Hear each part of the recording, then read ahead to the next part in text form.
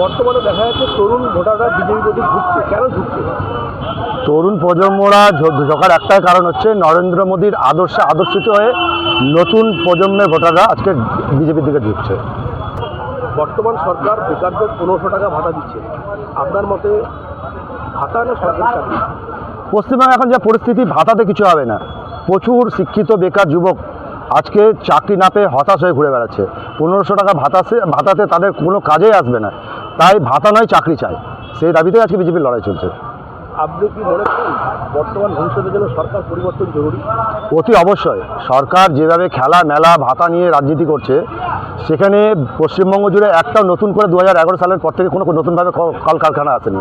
আপনি দেখবেন যে আমাদের পশ্চিমবঙ্গ থেকে প্রায় 70 লাখ পরিযায়ী শ্রমিক অন্য রাজ্যে গিয়ে কাজ করছে। আজকে নতুন নতুন কলকারখানা না হওয়ার জন্য এবং সরকারি প্রতিষ্ঠানগুলোতে কর্মসংস্থান থাকার ফলেও আজকে এইখানে বেকার যারা শিক্ষিত যুবক চাকরি না পাওয়ার ফলে আজকে তারা হতাশ হয়ে পড়ছে। সেই কারণে পশ্চিমবঙ্গে পরিবর্তন দরকার।